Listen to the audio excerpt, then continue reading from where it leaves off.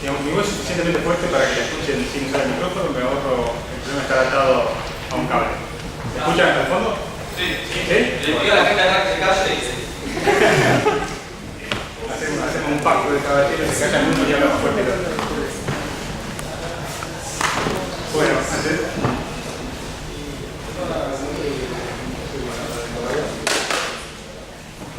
ante todo, gracias por invitarme.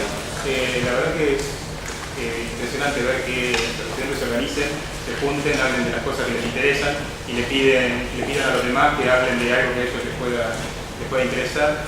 Y digamos, es bueno ver que yo en cierta forma estoy muy relacionado con la Asociación Física Argentina. Estoy actualmente como presidente en la filial La Plata, pero me gusta ver que los estudiantes se juntan aparte de vez en cuando y se separan un poco del resto de los investigadores que muchas veces no se preocupan por las cosas que en el pasado eran un problema para ellos cuando eran estudiantes y dejaron de serlo después de varios años.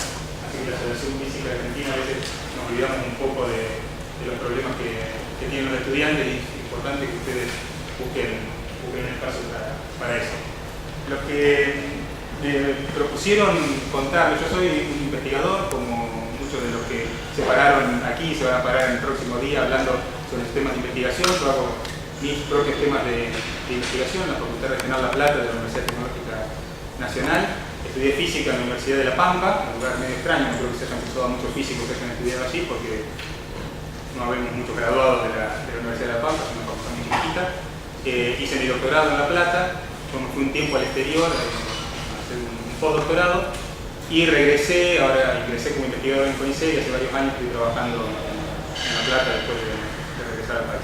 Y trabajo en temas de materiales granulares, cosas que tienen que ver con cualquier objeto que está constituido por un montón de granitos como los cereales, la arena, la tierra y otros problemas. Pero lo que les voy a contar hoy no es sobre mis temas de investigación, sino sobre el proceso de publicación de un artículo científico, los problemas que existen en el proceso, las cosas buenas que hay respecto de las publicaciones científicas,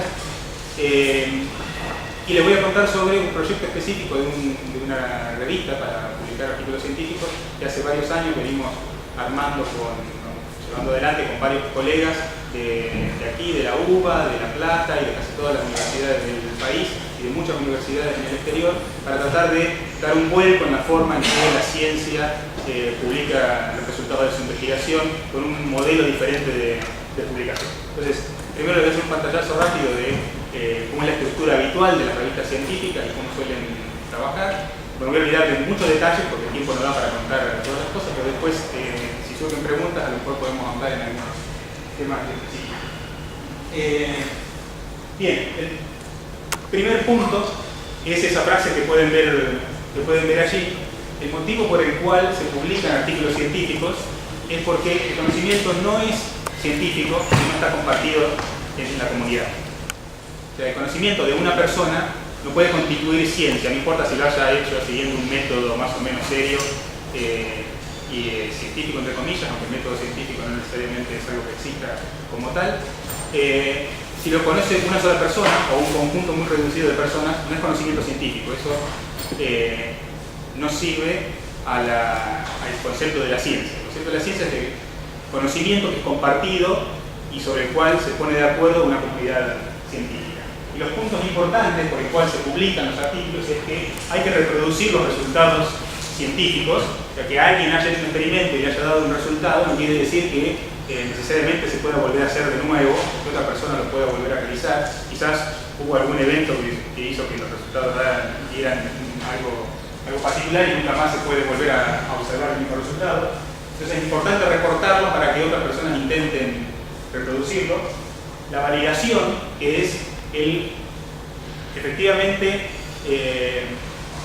contrastar que las teorías, los modelos que se proponen sobre el comportamiento de la naturaleza se observan en la naturaleza. Entonces, si alguien tiene un modelo, una teoría, y no la publica, nadie puede contrastar eso contra resultados experimentales, por ejemplo, para ver si efectivamente es un modelo adecuado de la naturaleza.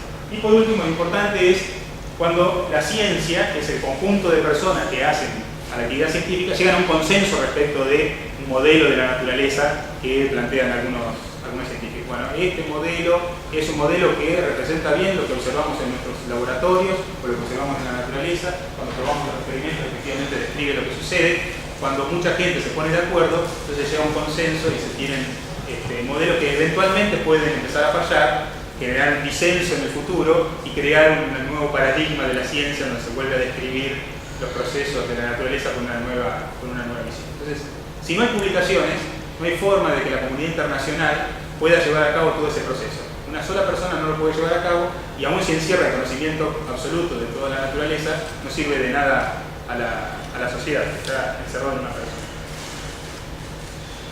¿Para qué se publica? Bueno, para cumplir todos estos objetivos se necesita diseminar la información de los resultados de las investigaciones.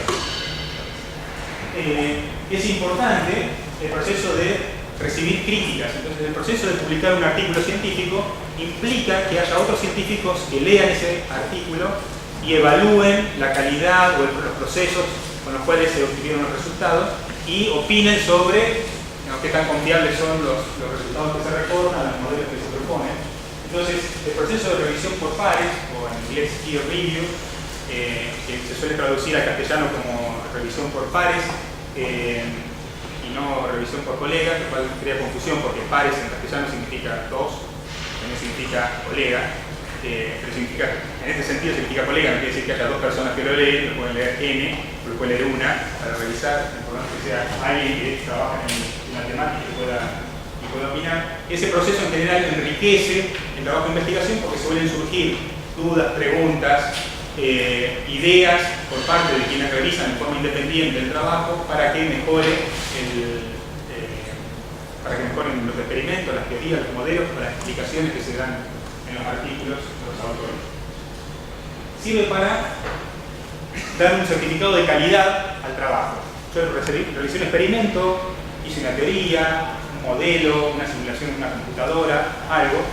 Publicar el artículo en una revista científica significa que pasó por un proceso de evaluación. No todas las revistas siguen un proceso de evaluación, pero para la mayoría que sí lo siguen, publicarlo significa tener una suerte de certificado de calidad. Este artículo, el resultado de la investigación, pasó por el control de los revisores de la revista, tal o cual, y fue aceptado y publicado. Eso me sirve para recibir reconocimiento. Este es el punto más importante por el cual los científicos realmente publican artículos. Quieren que todos les palmeen la espalda, los aplaudan en las conferencias y le digan que es genial ese experimento que hiciste, fantástico, leí tu artículo, siempre sigo tus artículos, es lo mismo que siempre ves tus películas para un actor, o es el resultado de tu trabajo visible para el resto de la comunidad. Es el único motivo por el cual uno tiene chance de volverse famoso alguna vez. Entonces es crítico para el ego de los científicos recibir ese reconocimiento. Pero también para poder seguir trabajando se necesita apoyo económico, hay que comprar aparatos para los laboratorios, computadora para escribir los mails y los mismos artículos que después se van a publicar. Hay que viajar a los congresos para charlar con los colegas y poder avanzar en las ideas. Y para eso se necesita dinero. Y para obtener dinero hay que mostrar que uno puede dar resultados capaces de ser certificados a través del proceso de revisión de una revista científica.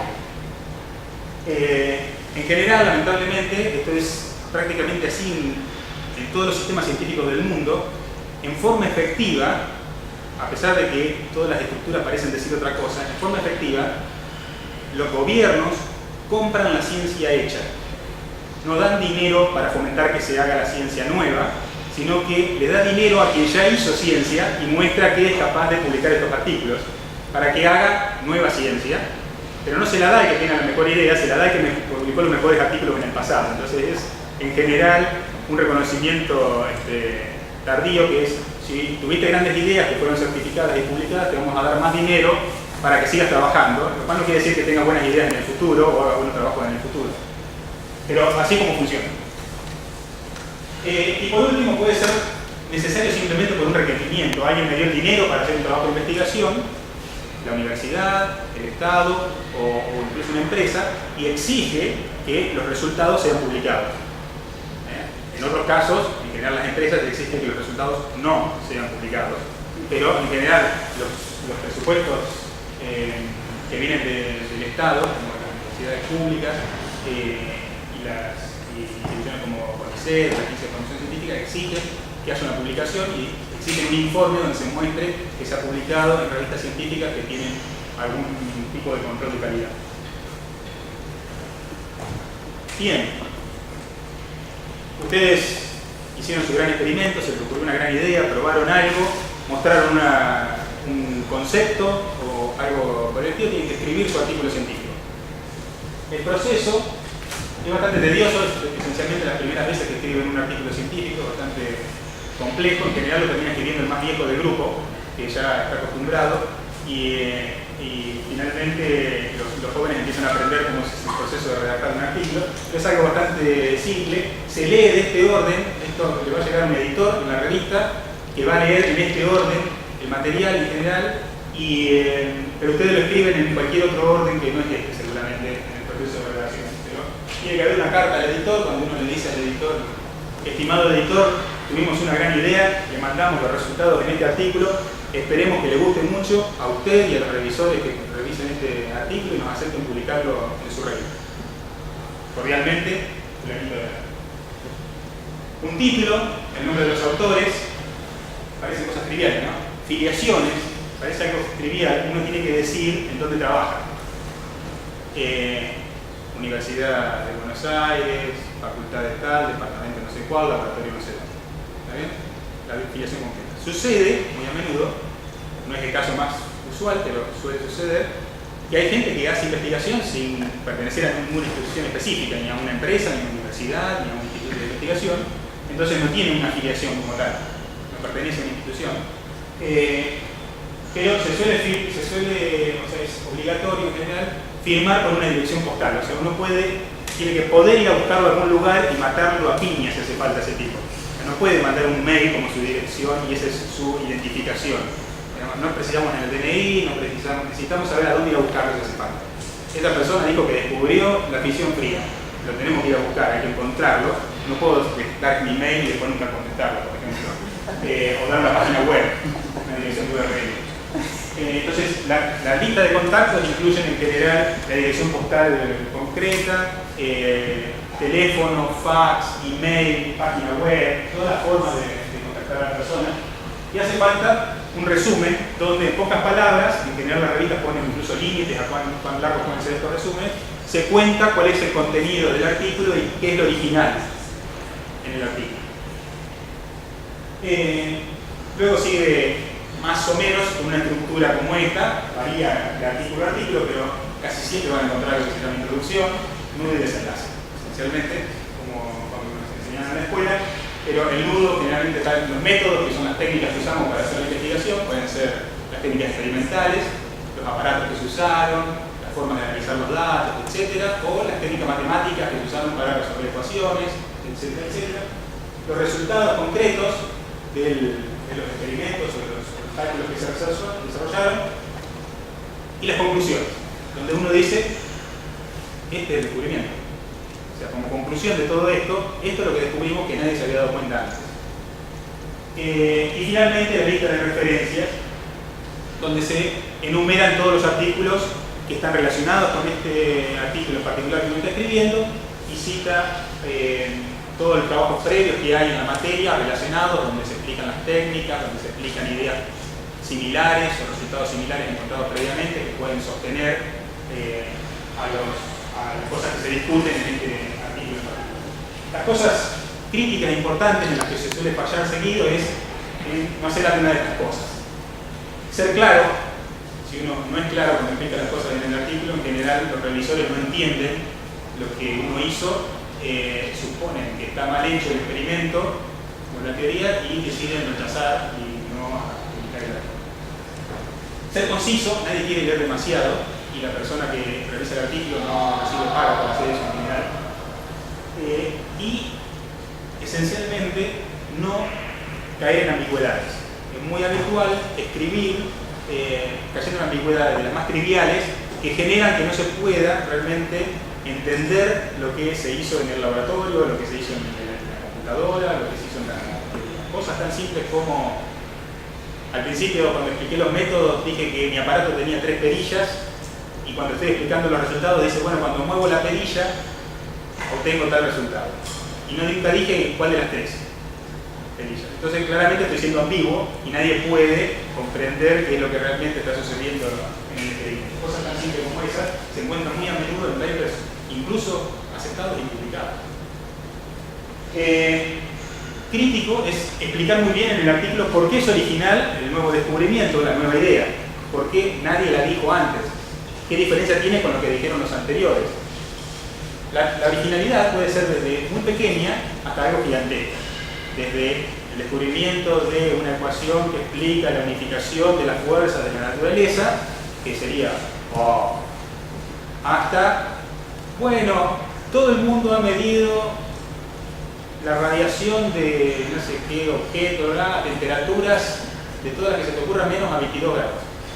Y yo la medí a 22 grados. Entonces es original, nadie lo midió a 22 grados. Está bien, parece algo trivial y en algunas revistas no van a aceptar publicar algo que parece demasiado simple, como agregar un dato más en una curva de un montón de datos que eran a diferentes temperaturas y faltaba la de 22 grados, excepto que por algún motivo la medición a los 22 grados arroja un resultado inesperado para todo el mundo. O era infinitamente difícil de conseguir ese dato. Había alguna cuestión técnica que impedía medir ese dato, entonces si alguien consigue el problema técnico, puede ser original a una medición específica muy concreta. Es crítico dar toda la información necesaria para reproducir la misma cuenta, las mismas ecuaciones, el mismo cálculo numérico, el mismo experimento, toda la información necesaria para reproducir. No hace falta que aclaren que los enchufes en Argentina para los aparatos tienen 3 patitas, entonces, porque sabemos que no va a influir en que el aparato que tiene el australiano y el australiano tiene el mismo enchufe. El aparato que tiene el americano es diferente, tiene una patita redonda. A ese nivel de detalle no, pero cualquier cosa que pueda influir en que yo no obtenga el mismo resultado, si yo no explico todas las aproximaciones que hice en el proceso de resolver una ecuación y solamente pongo la ecuación y el resultado sin explicar todo lo que pasó al medio, nadie puede volver a llegar al mismo resultado a menos que adivine qué se me cruzó por la cabeza y qué aproximaciones hice en el proceso. Entonces, es crítico que pueda ser reproducible todo el proceso que yo hice.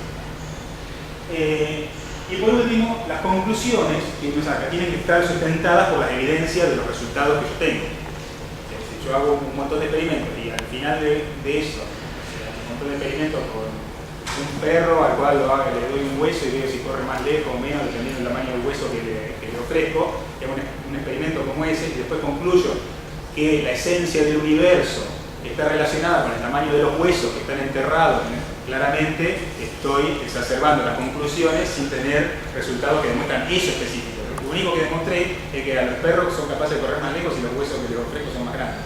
Y esa tiene que ser la conclusión. Es lo único que está soportado con esto. Todo esto suele ser pasado por alto en muchas ocasiones hasta que uno recorre el camino de haber escrito muchos artículos y aprende todos estos detalles en los cuales, si uno falla, en general termina siendo rechazado en la publicación de una obra. El proceso en sí es el proceso estándar, más generalizado, no es que en todas las revistas sea exactamente así, es más o menos así. Hay un autor o varios, en general ahora casi todos los artículos tienen varios autores, el trabajo es bastante más mancomunado de lo que solía ser, en ciencia, excepto todavía un poco en matemática, donde hay muchos matemáticos que les gusta pensar en conjunto, entonces resuelven los problemas en soledad, pero en general, incluso en la física, hay grupos de investigación que realizan las investigaciones, finalmente tienen un resultado, escriben su artículo y lo que hacen es, se lo envían a un editor. El editor es una persona de carne y hueso que está sentado en su laboratorio haciendo sus investigaciones, etcétera, etcétera. No es nadie que se especializa en ser editor, es otro investigador en general. Hay excepciones, pero en general es otro investigador. Esa persona en general es alguien que tiene una cierta trayectoria, amigo de muchas personas en el mundo que hacen investigación, conoce bastante a toda la comunidad en el área en particular en la que trabaja esa revista científica donde él es editor, y en general le es relativamente sencillo encontrar quiénes son especialistas en el área y podrían leer el artículo y dar su opinión sobre la calidad de la investigación, la originalidad, el detalle de cómo está explicado en el artículo, etcétera, etcétera. Se lo envía a uno o varios colegas, los pares revisores, que escriben un informe. Leen el artículo, escriben un informe, en general diciendo qué buen artículo, muy bueno, lo felicito, publiquenlo. Perdón, eso no es lo que pasa en general. Eso es lo que pasa la menor porción de las veces. En general dicen, bueno, está bien, pero tendrían que explicar mucho mejor esto, o tendrían que repetir tal experimento con tales condiciones, o tendrían que intentar ver si la teoría explica tal fenómeno, y ponen un montón de preguntas, y de críticas, y de sugerencias, y a mí no me convencen, de todo tipo de cosas, desde muy objetivas hasta muy subjetivas. Y se las envían en un informe, sin firma, anónimo, aunque el editor sabe que se lo envió, así que él conoce a los revisores, se lo devuelven al editor. El editor, en función de eso, dice, bueno, si todos los revisores me dicen que es un desastre, en general rechaza directamente el artículo, le manda los informes sin los nombres de quiénes fueron los revisores a los autores y le dicen, miren, toda esta gente que son especialistas, amigos míos, dicen que esto es un desastre. No se ocurre. Sí, por supuesto, si hay detalles para corregir o cosas grandes para discutir, los autores pueden, el editor le dice, bueno, sí, podría llegar a publicarse, pero tienen que contestar todas estas críticas adecuadamente. Entonces los autores responden, el editor se lo vuelve a mandar a los referí vuelve a contestar diciendo ahora está bien o sigue mal. O eventualmente, cuando todo eso converge hacia este artículo es aceptable, el editor lo acepta, se lo envía a una editorial que es la que publica la revista en cuestión, y la editorial lo imprime o lo pone en la página web con todos los logos, detalles, etc. Así se ve un artículo. En general, supongo que algunos habrán usado por ahí. Este es en particular un artículo de la revista que editamos aquí en Argentina, que se llama Revista Científica, de la cual les voy a contar 30 segundos, que creo que es lo que me va a quedar para eso. Título, nombre de los autores, etcétera, etcétera. Y hay varios detalles, como fecha en que fue recibido el artículo en la revista, fecha en que fue por el editor, fecha en que fue aceptado.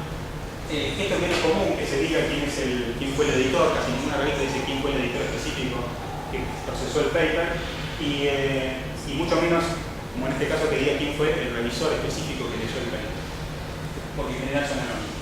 ¿Cuál es la licencia con la cual se puede reproducir el artículo? Y este dato que es el DOI, Digital Object Identifier, que es un permalink, un URL permanente, en el cual uno siempre se clica ahí, va a ir cae arriba del paper. No importa lo que pase en el universo mientras exista el internet.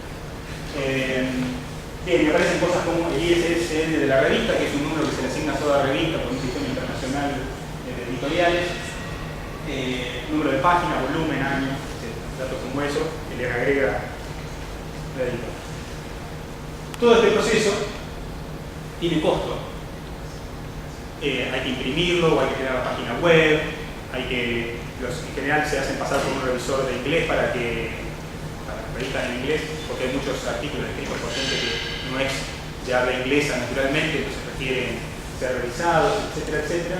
Y eso crea un costo, que entonces hay empresas que cobran el costo más una ganancia encima de eso por publicar los artículos, o cobran para la gente que quiera leer los artículos, entonces no le cobran al autor por publicarlo, pero le cobran al lector por leerlo, o a la universidad del lector, en general son los mismos científicos, etcétera, etcétera. Bueno, y todo esto ha generado un gran ruido de debate en la ciencia en los últimos 15 o 20 años, y han dado origen al movimiento del acceso abierto a los artículos científicos, y ahora cada vez hay más revistas con acceso abierto a los artículos científicos.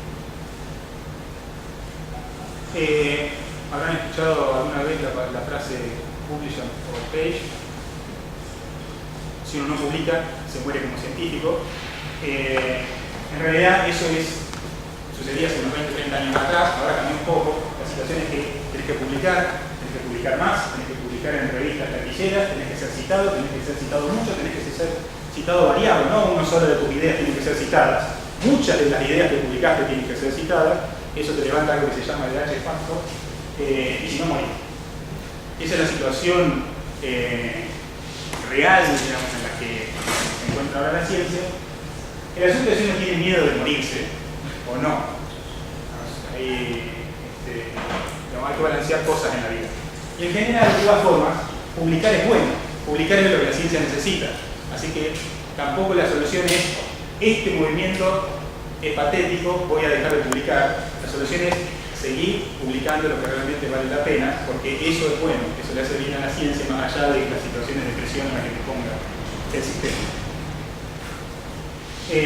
Bueno, hay pros y contras en este sistema tradicional de las revistas, entre ellos que toda la discusión entre los revisores y los autores queda oculta. El único que vio eso es el autor, el revisor y el editor. No se publica. O sea que uno no se entera de qué cosas pasaron durante el proceso y en qué cosas se pusieron de acuerdo y en qué cosas a lo mejor el revisor sigue sin estar convencido. El paper, el editor lo aceptó igual para publicación. Hay varias otras cosas. De todas formas, eso también sirve para que los revisores critiquen indiscriminadamente sin tener miedo, porque total no tienen que firmar su informe. Entonces muchas veces dicen críticas que no estarían dispuestos a decir si tienen que firmar los informes, que a veces pueden ser buenas, a veces pueden ser negativas. ¿Un minuto? ¿Sí?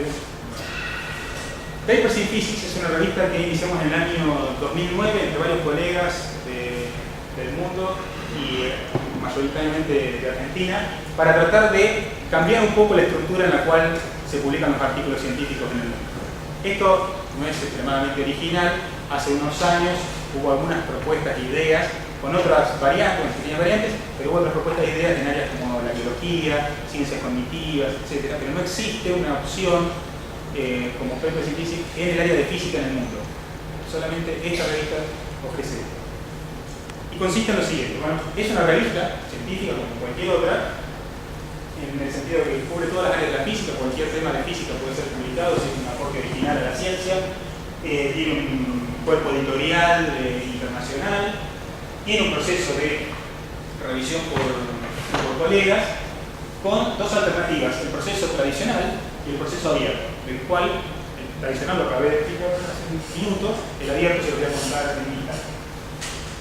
Se publica en inglés, está solamente online, no se imprime, es de acceso abierto, cualquiera puede bajarse los artículos para leerlo, no necesita pagar. Tiene derechos de copia que se conocen como copyleft, o sea que da amplios derechos para que cualquiera que lo toma lo pueda usar, publicar, vender, puede hacer lo que quiera, siempre y cuando cite que el artículo fue extraído de esta revista, de tal número, de tal año, de tal página. Cobra un encargo muy pequeñito al autor para cubrir los gastos de publicación de la revista. Bueno, envía publicidad personalizada, etcétera, a colegas en el área. Está indexado en varias de las bases de datos donde se indexan las revistas científicas, no todavía en la base de datos privada, las dos bases de datos privadas empresariales más grandes que hay en el mundo, que son las que se toman como referencia en el mundo, porque eso lleva todo un proceso y lleva algunos años conseguir entrar en ese tipo de referencias. Este es el cuerpo editorial, hay gente de todas partes. En rojo pueden ver los argentinos, estén sentados en Argentina o estén sentados en alguna universidad fuera de la Argentina. Incluso pueden ver algunos de por acá cerca, como Irene Polito, aquí en Ingeniería de la UBA, Remini, aquí mismo, ¿quién más está por ahí? Juan Pablo Paz. ¿Cuál es la ventaja para el autor en publicar en esta revista? Esencialmente, que tiene la posibilidad de publicar con un referato abierto. Esto significa que el revisor firma el informe. Entonces, yo sé con quién estoy discutiendo. Yo sé quién hizo esta crítica, yo entiendo por qué me la dice, porque puedo leer sus artículos y sé cuál es su conocimiento previo, y entonces puedo discutir de igual a igual, no con alguien que no conozco, con alguien anónimo. El nombre del revisor se publica en la portada del artículo, por lo tanto todo el mundo sabe quién fue que revisó ese artículo. Y el revisor puede publicar la crítica si considera que disiente con los resultados o con las ideas que se exponen. Puede escribir una crítica que es publicada al lado del artículo, de modo que la gente, el lector, puede no solo leer la investigación que realizó alguien, sino que puede leer las críticas de un especialista. Y también se puede publicar una contestación a esa crítica. Entonces todo el proceso es mucho más transparente y es mucho más rico el contenido de lo que uno puede ir a leer en los artículos de bueno, otros detalles menores. Bueno, una cosa importante es, en general, un revisor hace el trabajo gratuitamente, digamos, porque sí, porque sabe que en el futuro va a mandar su propio artículo a la revista a publicar y alguien va a tener que leer y criticar el suyo, así que él va a tener que tomarse el trabajo de leer y criticar el de otros cuando le inviten a hacerlo. Así que la gente no se rehúsa, excepto que esté muy atareado, no tenga tiempo realmente para hacerlo en un tiempo razonable, entonces dice, no, no puedo, estoy de viaje o algo, porque si no, en general acepta y hace el trabajo. Y no recibe nada más que el ser caritativo con el resto de la humanidad, pero en este sistema el revisor puede publicar su comentario y eso es un artículo en sí mismo, o sea que tiene una prueba de su trabajo como revisor, cosa que no tiene cuando es un revisor anónimo. Bueno, si quieren ver la página de la revista, esa es la dirección de email, donde pueden escribir, contesto yo eso. Esta es la dirección de mi laboratorio. Muchas de las revistas científicas consisten en la oficina de los editores en sus laboratorios. Después puede haber una empresa atrás donde se envía el artículo para que sea impreso, puesto en una página web, etc. No es el caso, aquí es toda una organización sin fines de lucro, pero si quieren buscar el editor, van a esa dirección, meten la puerta y hablan con el editor.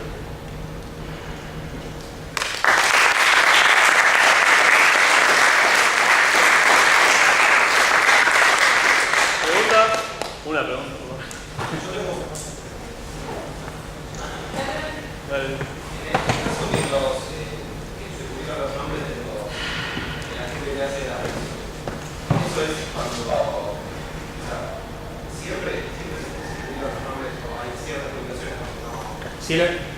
Si el autor, en el caso particular, hay revistas con diferentes estructuras, hay muy poquitas cosas en el mundo que hacen estas cosas. En este caso particular, si el autor dijo que él quiere que el proceso de relato sea abierto, siempre se publica el nombre del revisor. Hay una oportunidad en la cual el revisor puede retractarse, que es la siguiente. Revisa el artículo y dice, esto es tremendamente malo. Si esto se llega a publicar, yo no quiero que mi nombre aparezca como yo fui revisor, esto es realmente algo que no se puede mejorar. Hay errores concretos que no se pueden. Le devuelvo el artículo al editor, digo, mire, yo rechazo ser editor en formato abierto, digamos, firmando mi informe porque esto no puede salir publicado. O sea, no voy a firmar como que yo fui el que revisó esto porque está mal. Entonces hay un punto de no retorno. Después de escribir su informe y firmar, entonces automáticamente su nombre se revela a los autores con el informe, y entonces ahí lo único que queda es tratar de mejorar el artículo lo mejor posible y publicar eventualmente la crítica diciendo todo esto está bien, pero en particular en este punto que los autores se negaron a corregir, yo sigo disintiendo como revisor y lo dejo expresado y publicado. Una pregunta. Bueno, yo primero, antes que nada, quería felicitarte públicamente por este emprendimiento. O sea, yo creo que es una obra increíble y me parece que para nosotros que publicamos en la Argentina es algo súper valioso. Sobre todo eso, tener la posibilidad de publicar en un lugar donde uno no tenga que pagar $1000 para poder publicar y que sea abierto a toda la comunidad. Y me parece que ese es, como decimos, mucho trabajo del editor poder llevarlo a cabo. Y también, o sea, me enteré, y también justamente por eso, o sea, quería preguntar, o sea, yo me enteré por ahí que por ahí quisieron comprar el emprendimiento para que dejara de ser lo que es, porque digamos, es una cosa que se ve que está funcionando muy bien y hay gente que por ahí no le a sus intereses, puede ser hasta una amenaza. Entonces yo quería hacer dos preguntas en particular, ¿cómo se financian? O sea, ¿cómo hacen para que todo esto, o sea, que es un montón de trabajo, no dependa nada más como de tu infinita fuerza para hacerlo? Y si hay algo de la comunidad de científicos, sobre todo en la Argentina, que hace desarrollar un poco más en este emprendimiento, sería lo que se puede hacer en concreto para darle un poco más de fuerza y de apoyo desde la comunidad, que me parece que es algo que hasta que no se pierda no vamos a saber lo que teníamos. Quisiera como no llegar ahí como para, no sé, si se puede hacer algo en concreto para... Te agradezco la forma de plantearle la pregunta. Hay una cosa que yo nos dije, es que este movimiento hacia las revistas abiertas implica que alguien tiene que pagar el costo. O sea, si las universidades no compran las revistas porque se abren en internet y todo el mundo las puede bajar gratuitamente, entonces la universidad no compra más revistas, pues sus científicos pueden acceder directamente, alguien tiene que pagar por el costo que implica hacer todo el proceso. Entonces se le cobra al autor un valor por publicar su artículo. Lo estándar ahora en el mundo es que las revistas están cobrando entre las muy baratas $500 por un artículo y las muy caras $3.000 por un artículo. Lo cual es algo inaccesible para países del tercer mundo pagar ese monto de dinero por publicar un solo artículo. O sea, los científicos que publican mucho tendrían que pedir una cantidad de dinero al gobierno para poder publicar sus artículos impresionantes. Esta revista cobra dependiendo de la longitud del artículo, los artículos, el más barato sale $100, no se puede pagar menos de $100, y lo típico es que esté entre $100 y $200. Rara vez un artículo cuesta más de $200, porque son $15 por cada página extra que se supere de las 4 páginas iniciales. Sostenerlo con ese tipo de precios se puede porque no es un emprendimiento comercial, por lo tanto no se necesita hacer un lucro. Hay revistas que están dentro de asociaciones que no tienen ánimo de lucro, como las revistas de la Asociación Americana de Física, la APS, tienen un conjunto de revistas más prestigiosas en física posiblemente, que están editadas por la APS, que es una asociación sin fines de lucro. Las revistas son más baratas que las otras, son las que están en el rango bajo de $1.000, $1.200, pero si bien la asociación es sin fines de lucro, la asociación como un todo es sin fin de lucro. Lo que hace la asociación es usar las revistas que producen muchos altos ingresos de dinero para dar grandes beneficios a los socios de la asociación, como remeras que dicen APS muy baratas, viajes a los congresos en los cuales no les cobran inscripción, etcétera, etcétera. Entonces financian un montón de otras actividades con los ingresos de las revistas. No es una suposición, eso está dicho por el expresidente de la APS, que es uno de los editores de la revista, que es Leo Cadanov. Le propusimos hacer publicidad en la APS de la revista, siendo él el editor de Paper Scientific, y nos dijo, eso es inviable porque nosotros hacemos mucho dinero y no podemos poner competencia a nuestra revista porque con eso financiamos el resto de la asociación. Esa es la situación. La revista requiere esencialmente de artículos. Una revista científica existe porque hay artículos que se publican en ella. Entonces, el empuje que puede dar todo Sudamérica en particular, que se ve altamente beneficiado por tener una revista económica donde publicar de acceso abierto, de alta calidad, porque los procesos editoriales son como los de cualquier revista internacional, pueden ver que están publicados los nombres de los revisores. Son revisores de todas partes del mundo, especialistas de todas partes del mundo. Entonces, es enviar los artículos a publicar en esta revista. En breve, en meses, en pocos años, con un número razonable de artículos, la revista pasa a ser indexada en las grandes empresas de indexación de revistas, pasa a ser reconocida por instituciones como CONICET, las grandes universidades, la Agencia Nacional de Formación Científica, ya es reconocida. O sea, la gente que publica de Argentina en esta revista recibe créditos cuando presenta su currículum en CONICET o su pedido de ascenso, por ejemplo, o dentro de las universidades para pedir subsidios y demás. Pero no al nivel que debiera, todavía porque es una revista nueva y está todo en el proceso de evolución. Lo crítico ahora es que los científicos argentinos se den cuenta de que está esta oportunidad, de que es en muchos aspectos mejor que una revista tradicional y que vale la pena pasar por ese proceso, hacer el ejercicio de un referato abierto, publicar en ese sistema, le sale barato y en definitiva lo que hace es simplemente poner el resultado de su conocimiento al acceso de todo el mundo. Todo el mundo descarga los artículos. Los artículos que ya están publicados son citados en todas las revistas del mundo, no es que pasan ignorados, todo el mundo los ve y los cita. Al estar en internet, están indexados en multiplazolas, etcétera, etcétera, se ven, así que no es una pérdida, digamos, que queda escondida en un lugar recóndito, en una revista recóndita en el mundo. Así Así que creo que ese es el principal esfuerzo que tiene que hacer la comunidad local, ¿no? Realmente empujar en la dirección de usar la revista como una me va a matar. Hay tipo por acomodar.